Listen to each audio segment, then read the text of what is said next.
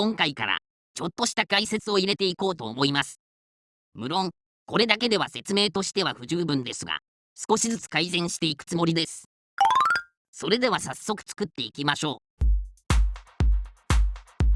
最初にアニメの煉獄さんの絵の画像を用意し、画像を加工して左右対称にしておきます。その画像をマヤに持っていき、後ろに配置したら、ちゃんじろうの顔のメッシュを重ね合わせて調整を行っていきます。前回の炭治郎のデータが存在するので、ゼロから作るよりはるかに楽に作ることができます。最初はざっくりと位置を調整。マヤのソフト選択で大まかな輪郭を合わせていく。アイラインや眉毛などの形が違う箇所は大まかに成形しておきます。ちなみにこの作業工程全般はあくまでも自分の作り方なので、必ずしも効率的ではありません。自分なりの合理性を考えて、自分の中でワークフローを構築することが一番大事だと思います。頂点の流れが不自然な箇所をちまちま調整します。どんな作業でもメッシュの調整はこのちまちま作業が結構多い。なのでポリゴン数を増やしすぎると頂点の歪みが出た時の調整作業も増える。自分が作る時に心がけているのは、とにかくポリゴン数をむやみに増やさないことです。モデリング中にさすがにポリゴン数を増やさないとこれ以上作り込めないと感じた時にだけ増やしながら作っています。勝手に思っていることですが、この作業が好きか嫌いかでモデリングの向き不向きにつながる気がします。眼球はへこませて作っています。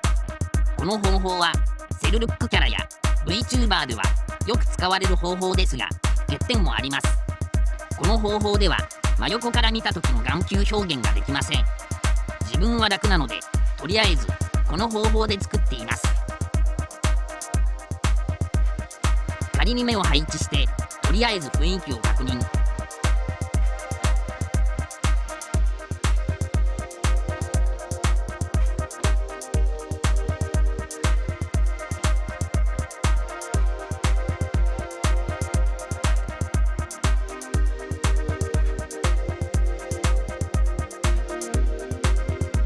横顔のアウトラインもずれていないか確認します。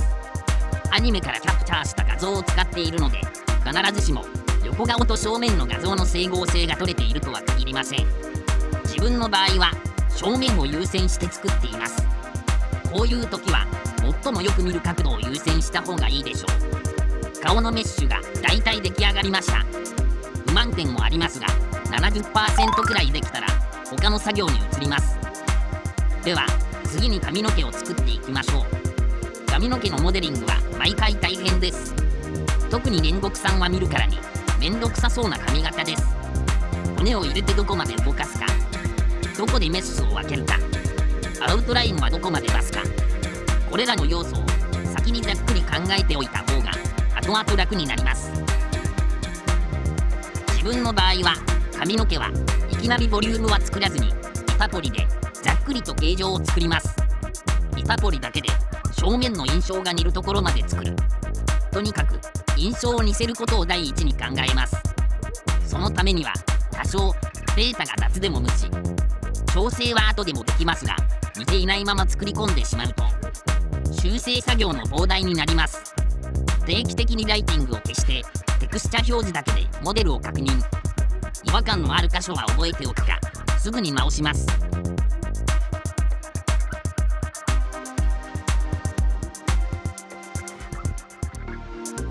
この辺りからアニメの絵と 3D の形状の整合性が取りづらくなってきます。正解の形がないので、どのアングルから見てもアニメの作画の雰囲気にするにはどこで嘘をつくべきか考える必要が出てきます。前髪がある程度できたところで、顔に仮のテクスチャをあてがって印象を確認します。後ろに配置した参考画像をそのままテクスチャとして使用して現状のモデルに合わせます。モデルの形状は参考画像をもとに位置を合わせているので、正面から UV を展開するとおおよそぴったりになります。バラバラに配置していた板ポリを区切りのいいところで一体化していきます。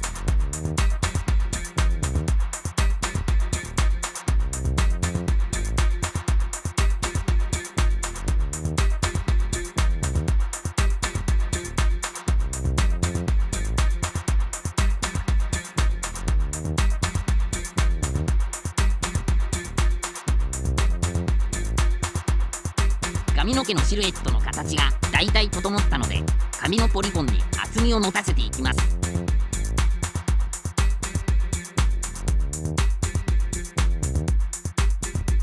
押し出した後のポリゴンのちまちま調整。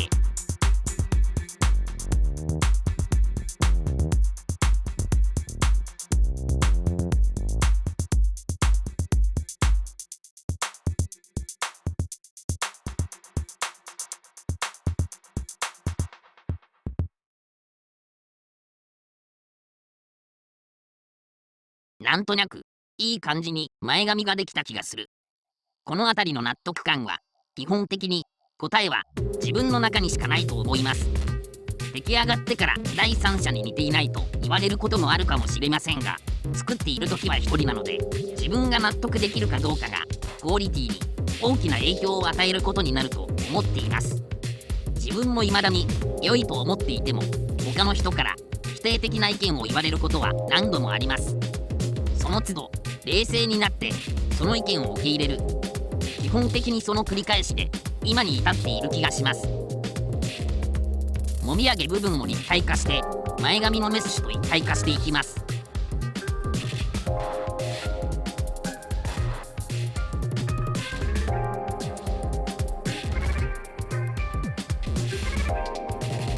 2段目のもみあげは先を尖らせて1段目のもみあげの中に隠す。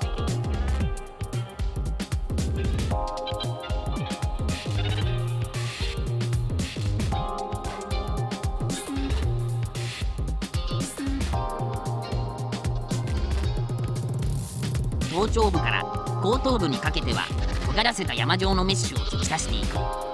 かなり雑な作り方ですが、後頭部の髪の毛は最初から骨を入れるつもりはなかったので、ある程度割り切って作りました。山状メッシュをモリモリに持っていきます。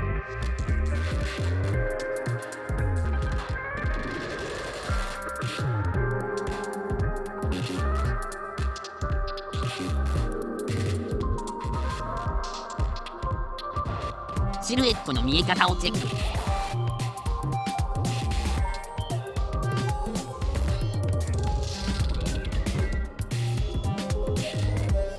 もみあげのメッシュを再利用して後ろ髪を作っていきます。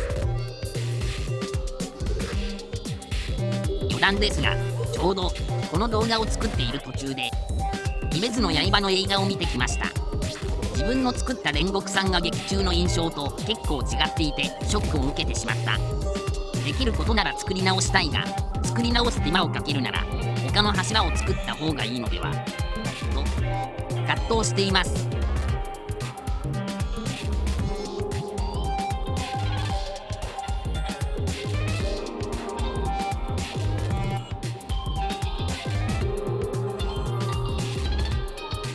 ソフト選択で髪の毛の全体のボリュームを調整していきます。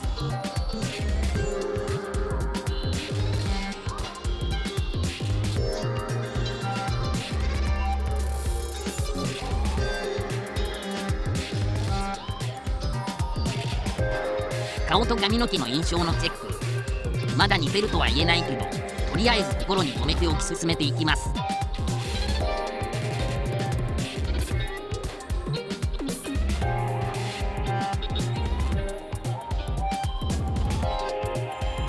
髪の毛の微調整を繰り返します。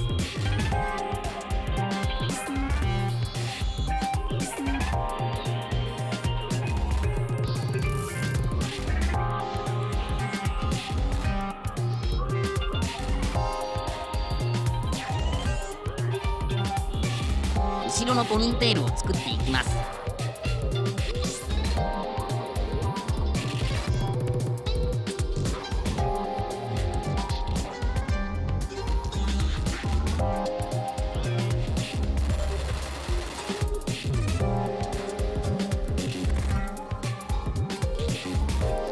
仮でアウトラインを用意して見た目のチェック。アウトラインが入ると一気にモデルが締まって見えます。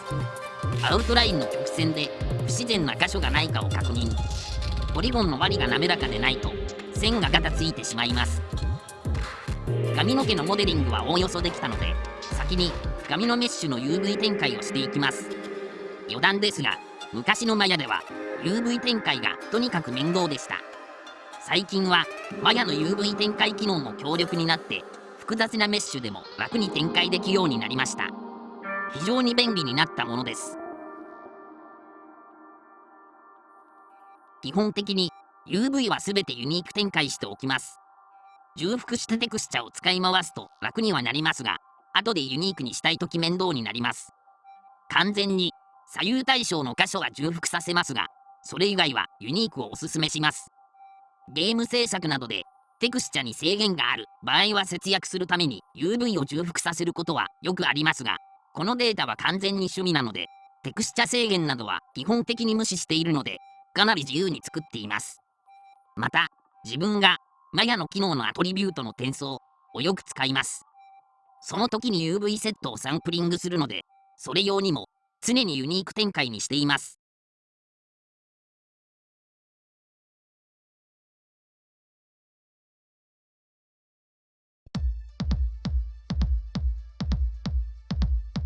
それでは髪の毛に色を塗っていきます。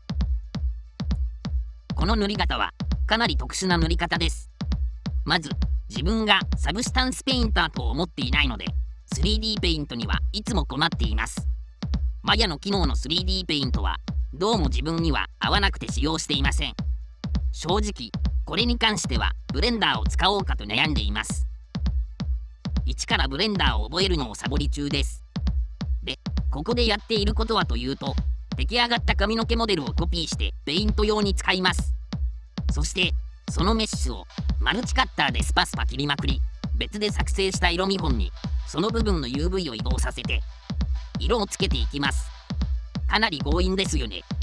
というか、この方法ではそもそもテクスチャにグラデーションを施すことができません。常にシャープに塗り分けられた色だけを取得することしかできません。それができたら、この切りまくったモデルを UV 展開したオリジナルのモデルに転写してあげます。鬼滅の刃のアニメの再現ということであれば、これで事足りるのですが、他では使えない手法かと思います。あと、結構手間がかかりますので、おすすめしません。我ながら、この作業をしている時間を、ブレンダーの勉強にした方が、トータルで考えた場合、効率がいいのでは、と思ってしまいます。同じように、顔にもメッシュ分割ペイントをしていきます。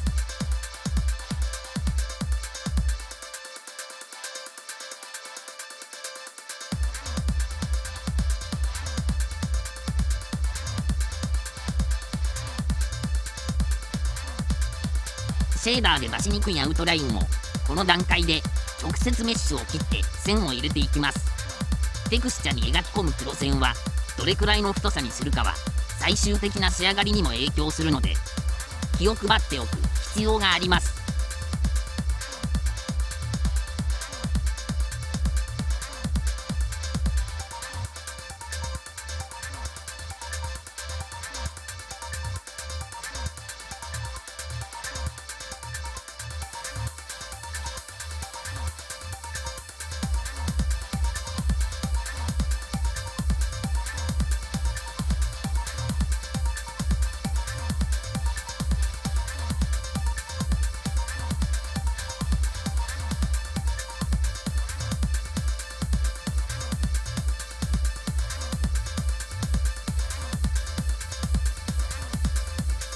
ちなみにこの2色塗りは後で Unity に取り込んだ時に使うシェーダーの性能を考慮して塗っています。全ての2色が常に表示されるわけではありません。ポリゴンを割って直接塗り分けていったメッシュを最初に作ったオリジナルの綺麗に UV 展開したモデルに転写していきます。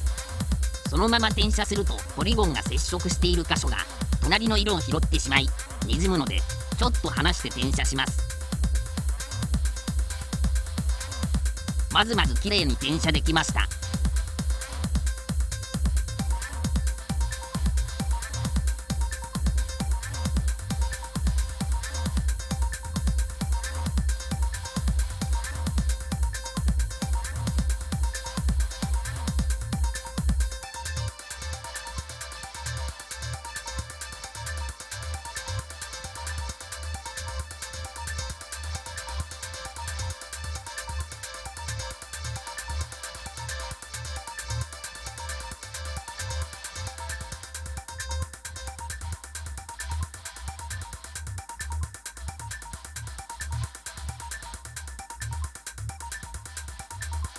頭の完成です。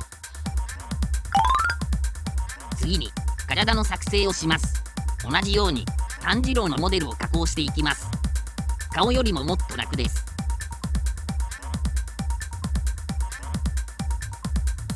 煉獄さんは結構がっちりした印象なので、炭治郎よりも太めにしていきます。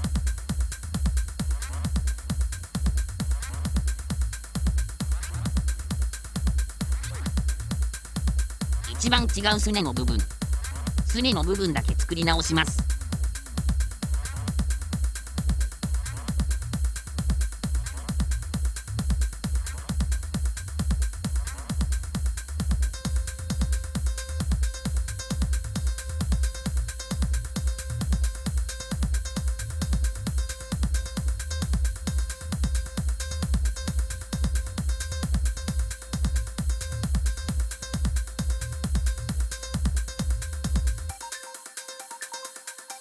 炭治郎では腕をちゃんと作っていなかったので、この部分も作り直します。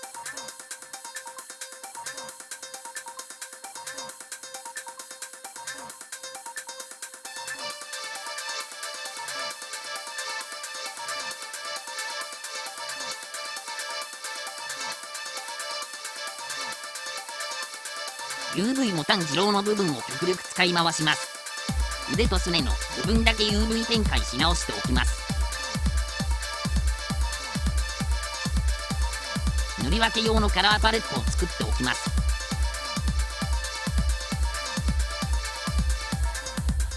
顔や髪の毛同様、スパスパ切って2色塗りをしていきます。イラストの印象をなるべく保つように切る箇所を選びます。実は結構やり直しています。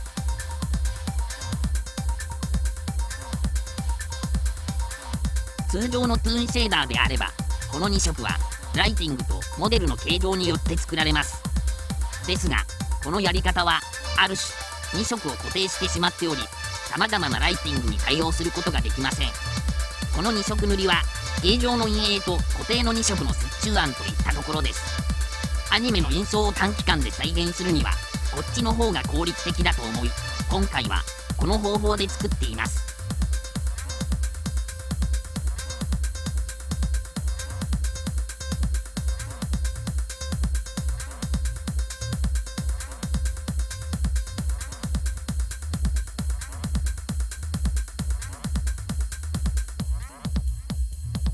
すねの模様は裏側がどうつながっているのか調べるのに苦労しました。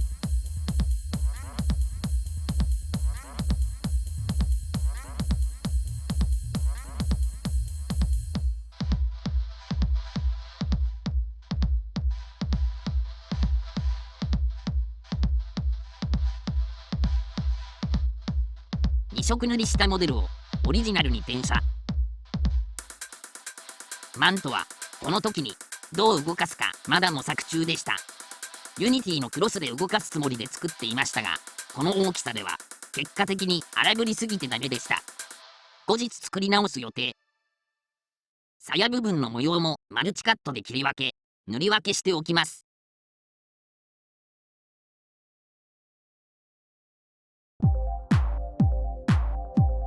つば部分の作成。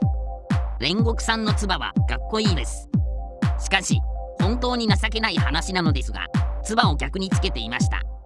コメントで指摘してくれなかったら気づけませんでした。つまり鞘の部分を逆さまにつけていたことになります。腰につける鞘は刀は刃が上向きになるように、太刀は下向きになるようにするということさえ知りませんでした。日々勉強ですね。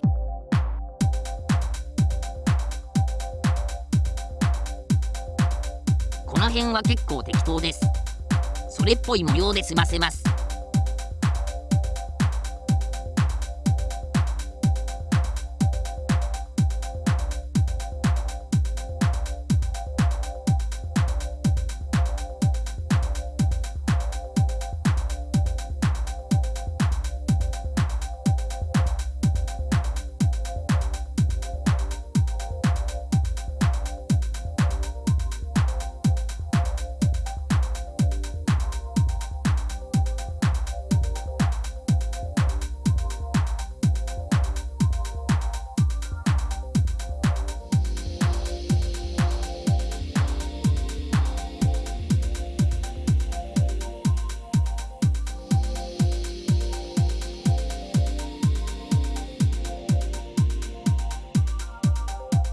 骨も炭治郎のものをベースに作成します。炭治郎の時はかなり大急ぎで作ったので骨がかなり雑でした。おかしい部分を直しつつ煉獄さんに移植します。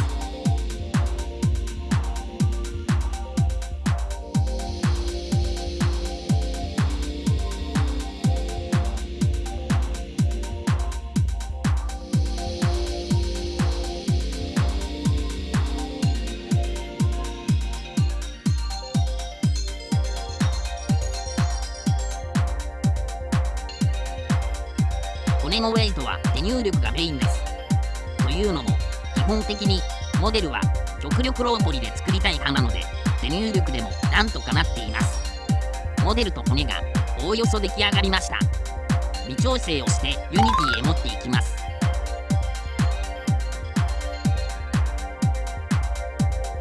ユニティでは2色塗りのテクスチャを加工し、影の中と影の外用のテクスチャとして2枚に分けています。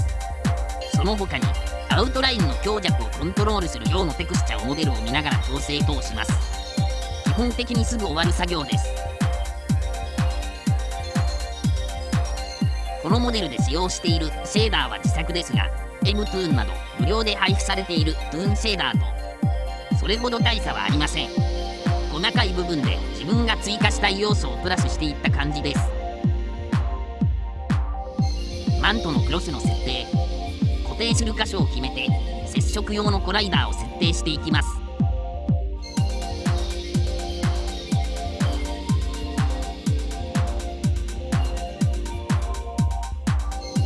ユニティでの見た目の作業はマヤの地道な作業に比べるとサービスタイムのようなもので手間はかかりますが変化も分かりやすく楽しいものです。マントのめり込み、回避用のコライダーを設定します。実際のサイズより少し大きめに設定します。煉獄さんのマントのテクスチャを作成します。何度か試行錯誤してそれっぽい形にしていきます。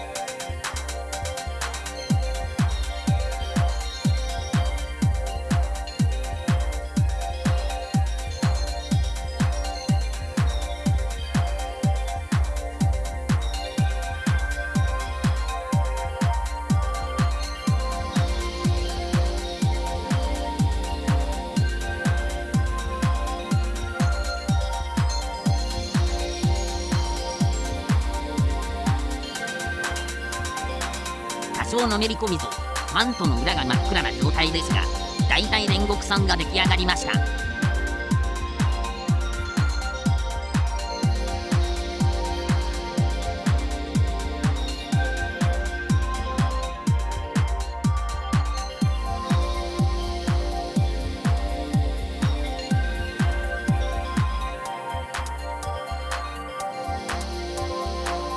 炭治郎の時に作ったプレイヤブルのスクリプトを煉獄さんに移植します。モーションやトレイルは炭治郎と同じですが、とりあえずプレイヤーキャラとして動かせるようにしました。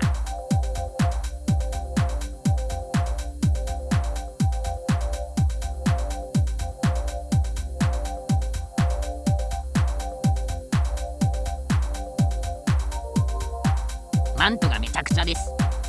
激しく動く場合は必ず貫通してしまうので別の方法を試す必要がありますね。今後の課題です。いずれ煉獄さん用モーションとエフェクトを作成します。 3D は技術や才能が必要と思う方が多いかもしれませんが、ツールの使い方を最低限覚えておけばそれほど難しいものではないと自分は思っています。この動画は 3DCG に興味があるけど難しそうで手が出ない人やこれからやってみたいと思っている人の後押しになればと思っています。